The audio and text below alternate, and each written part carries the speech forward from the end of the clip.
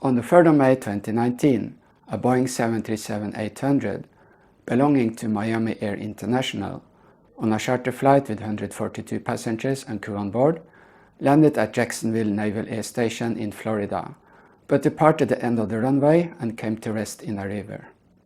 Why did they end up there?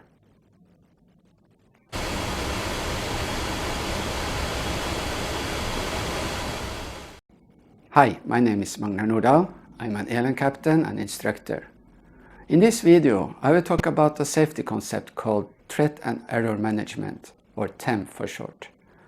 Aviation is safe as long as you know it can be unsafe. TEM is a tool to identify safety threats and implement measures to minimize those threats. Most accidents happen during landing, and most of the landing accidents happen after an unstabilized approach. As an example, I will use an accident from 2019 when a Boeing 737 landed on a wet runway in tailwind, aquaplaned, ran off the runway, and stopped in shallow water. Thankfully, everybody on board survived, and only one person received light injuries.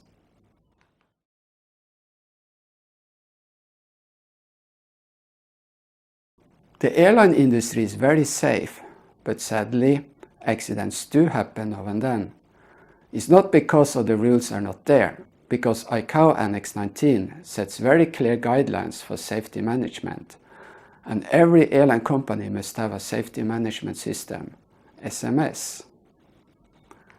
So, what is SMS? SMS is a tool to manage safety risks, which means to reduce risks attributed to human errors via regulations, training, and technology. The goal is, of course, to prevent accidents from happening. I could talk for hours about this, but that will be a subject for a future video. Instead, I will talk about the most important part of SMS, and that is Threat and Error Management, TEM. The first step is to collect safety data and information. What poses a threat to our operations? Once those threats are identified, we can apply procedures to mitigate the threats. A threat is like a shark in the sea. A risk is to swim with that shark. Here is an example from the aviation. In Thailand, there is an airport at Ma Hong Son. It is located across a valley surrounded by mountains. You can only land in one direction because there's a steep hill at the other end of the runway, and consequently you can only take off in the opposite direction you land. The instrument procedure consists of a 4DME arc, and when you are on short final, you cannot go around. Clearly, there are many safety threats here. Therefore, the operator has implemented the following procedures. 1. Simulated training every 6 months. This includes takeoff with an engine failure. 2. Only the captain can land and take off. 3. High weather minimums. And if the visibility is close to operative minima, the crew used to call to the airport and ask whether they can see this mountain here. If not, they will not fly. All this together makes the operation safe. Here's a list of potential safety threats for an approach and landing. 1. Company. The safety culture in the company, which has to come from the top. The norms, which are maybe not written, but the culture inside the company. The given procedures and manuals, which must be followed.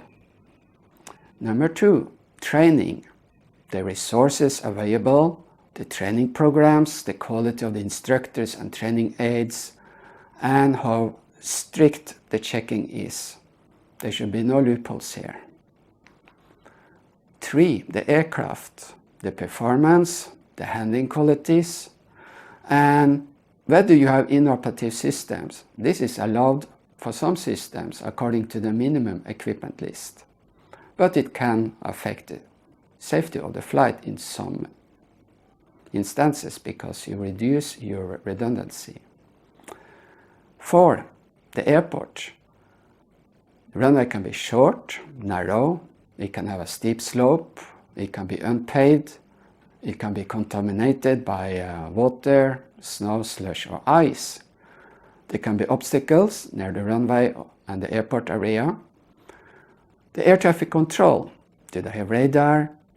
The approach procedures, the facilities, anything from radio communication, navigation and lights. And 5, the environment, the temperature, air pressure, clouds, visibility, precipitation, snow and ice, turbulence, crosswind, tailwind, wind shear, night conditions. And 6, the flight crew, the knowledge, the skill, experience, discipline, teamwork, communication skills, decision making, the confidence, the attitude, and whether they are fatigued, distracted, or lost awareness.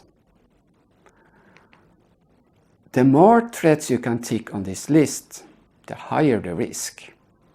There are 2 methods to describe events that can lead to an accident. The first method is called the Swiss cheese model. We set up several safety barriers like organization, training, aircraft systems, and human factors. But those barriers will only work when there are as few and small holes in them as possible. A poor structure with many holes will more likely result in an accident. The second model is called the error chain. Here, a chain of errors will result in an accident. There are 3 main types of errors. First, we have skill-based errors, like performing an action too soon or too late in a procedure. Second, we have mistakes, like making a poor judgment or forget to perform an action. Low experience can be one reason, fatigue can be another reason for this. 3. Violations, like descending below approach minima without having the required visual references. Now, let's have a look at Miami Air Flight 293 and identify the threats the pilots were facing and how they performed.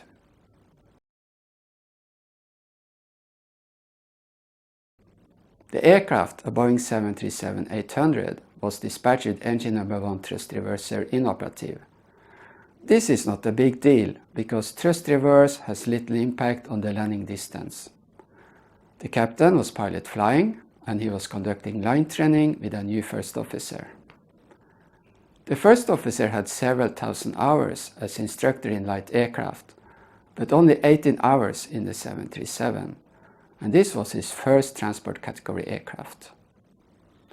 If you have seen some of my previous videos, you will see that in many cases, the flight crew consisted of an experienced captain and an inexperienced first officer. And here we go again. We have an experienced captain with high seniority flying with a new first officer. I am an instructor myself and I do line training, so this case is a reminder to myself to be cautious. The weather forecast for Jacksonville stated that at the time of arrival there will be wind at 20 knots with 30-knot gusts, thunderstorm and rain. And because of this, the captain decided to be pilot flying, and the first officer was pilot monitoring. At 21:22, the first officer established contact with Jacksonville approach. The crew had prepared for an RNAV approach to runway 10.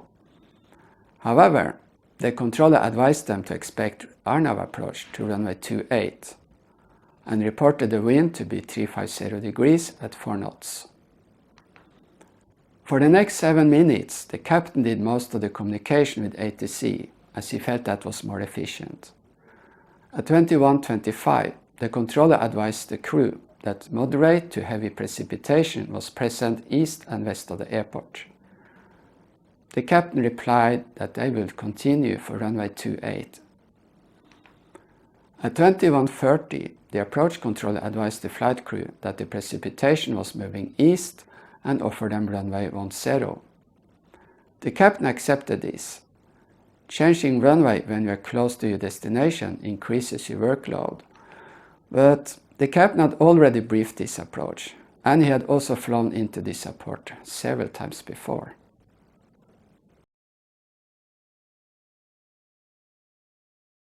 The approach controller gave them radar vectors, and at 21:37 they were cleared Arnav approach, runway 10. Then they were handed over to Ground Control Approach, GCA. This is a military precision approach radar system. The controller gives the flight crew very precise heading and pitch instructions, all the way down to minima. The GCA controller informed the crew that this was an Arnav approach, where the controller will monitor the flight on the radar. Runway 10 has a displaced threshold, reducing the available landing distance from 9,000 feet to 8,000 feet. The aircraft was set up to land with flaps 30 and the auto brake was set to level 2. The reference speed was 148 knots, which is quite high, and the target approach speed was 5 knots higher, 153. At 21:39, the flight was cleared to land, and the wind was reported to be 240 degrees at 10 knots. That's about 7 knots tailwind component, and inside the limitation for a Boeing 737. Miami Air had a tailwind limitation of 50 knots. At 21:40:15, the controller advised the flight crew that they were well above the 3-degree glide path to runway 10.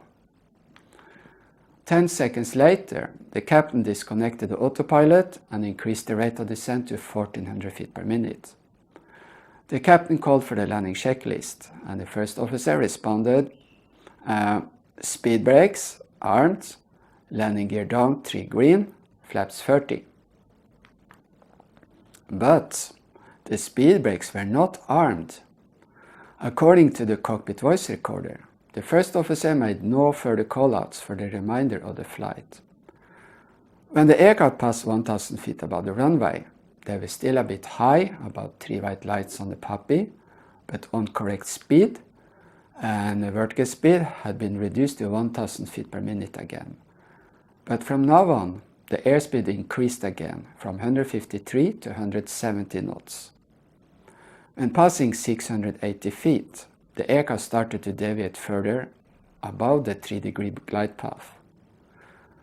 And from now on, the puppy showed 4 white lights. During the approach, the aircraft had been about 100 feet to the right of the extended runway centerline. When they were 1 nautical mile from the runway threshold, the aircraft deviated another 120 feet to the right. The first officer did not call those deviations to the captain. At the same time, they entered heavy rain, and the captain set the windshield wiper to maximum speed. When passing 340 feet, the captain corrected the aircraft back to the centerline. At the same time, the aircraft pitched down to -5 degrees. The sink rate increased to 1,580 feet per minute, and the ground proximity warning system issued a sink rate alert 6 times. Sink rate.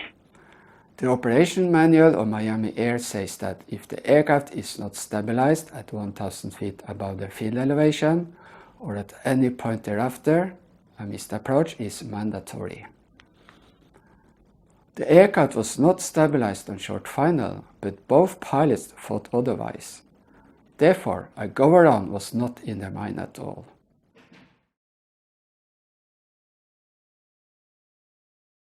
At the time of the landing, the weather was as following. Wind from 290 degrees at 8 knots, gusting 16. That is straight from behind. Visibility 3 statute mile or 5,000 meters. Heavy thunderstorm with rain, mist, scattered clouds at 800 feet, broken CB at 1,500 feet, overcast at 3,200 feet, temperature 24, dew point 22, QNH 29.99 inches. At 21:41:38, The aircraft crossed the runway threshold at 120 feet. Correct height should have been 50 feet. The airspeed was 170 knots, which was 17 knots too fast. They had 10 knots tailwind, giving a ground speed of 180 knots. That's a lot. At 21, 41, 43, the aircraft touched down 1600 feet past the runway threshold. The airspeed was 164 knots, and the ground speed was still 180 knots, because the tailwind had increased. 3 seconds later, idle thrust was selected. A second later, the speed brakes were deployed manually. 5 seconds after touchdown, the auto brakes engaged. A second later, manual braking was applied, and by design, the auto brakes disengaged. The captain felt that the aircraft did not decelerate. He applied maximum braking and maximum reverse on engine number 2, and the aircraft veered to the right. The captain corrected the drift with the rudder until he ran out of rudder authority. The aircraft departed the end of the runway, passed over a seawall, and came to the rest in shallow water.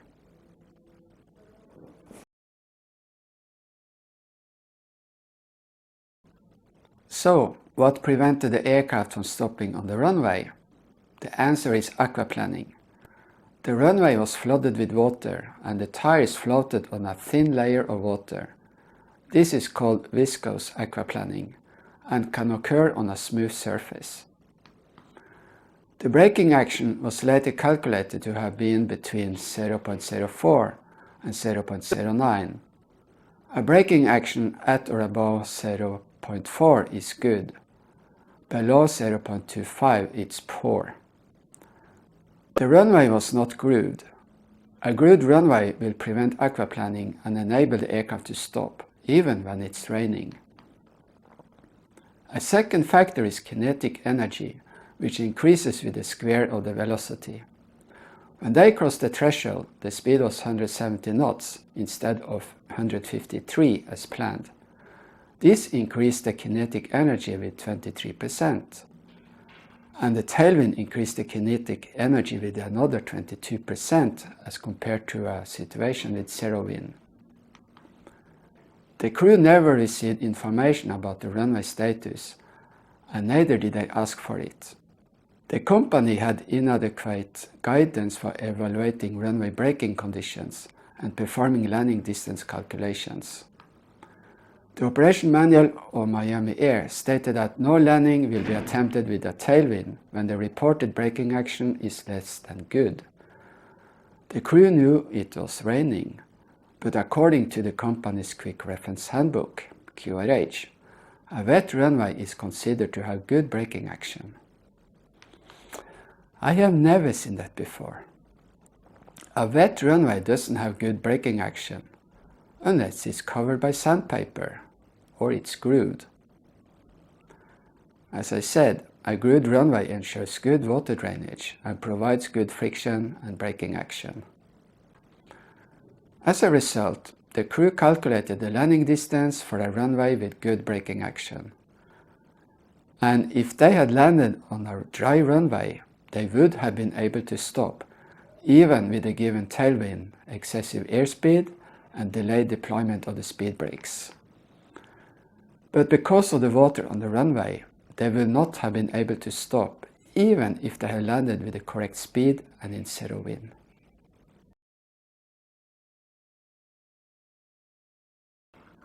Here is the list of threats we made earlier.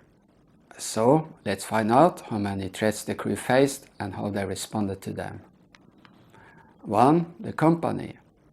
Miami Air had a safety management system, but the manuals were not up to task when it comes to operations on wet runways.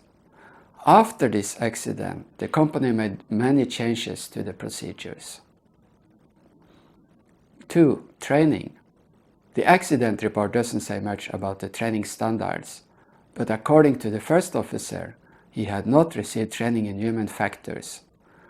The only CRM training he received was in the simulator. 3. The aircraft. The aircraft was released with an inoperative thrust reverser, but this does not affect the landing distance much.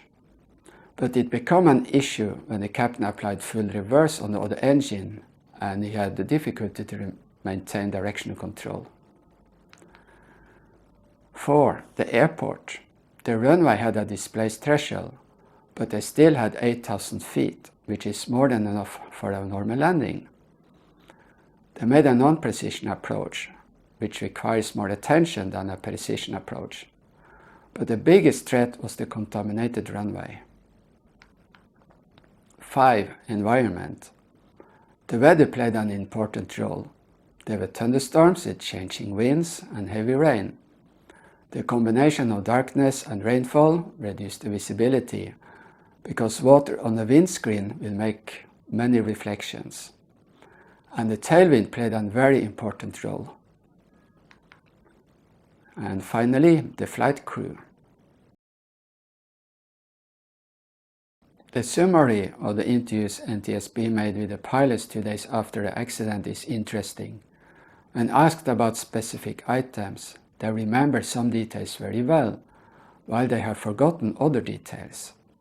And some of the statements are conflicting. For example, the captain stated that the first officer had made call-outs about deviations on final, and that he responded with something like, "I got it." But the first officer stated that he didn't make any call-outs because the aircraft was stabilized all the time. The cockpit voice recorder shows that the first officer didn't say anything after he had completed the landing checklist. So, the captain was wrong about that. Both pilots believed that they were stabilized all the way to landing. The captain said he was stable and could see the center line, and he was on speed. His only concern was not to land too long. The ground proximity warning alerts were a non-event for him because he was visual and corrected for them. The flight data recorder showed that the speed was too high, they were too high, and they were offset the runway's center line down to 300 feet. Both pilots said CRM was very good, but the first officer forgot many callouts on final and landing. We humans have a terrible memory, and when the workload increases, our body starts to prioritize and sort out information that might be of less importance. The first sense we lose is the hearing. For example, the captain remembered that they received the landing clearance, but not the wind information. And when asked whether they would have done anything different, both pilots said no. They would have done the same again based on the facts they had that day. How do we explain this? There is a phenomenon called plan continuation bias. This is a failure to recognize that the original plan of action is no longer appropriate for a changing situation or for a situation that is different than the expected. This affected the captain's judgment. If the pilots had been interviewed after they had studied the transcripts of the flight data recorder and the cockpit voice recorder, I'm sure they would have answered some of the questions very different.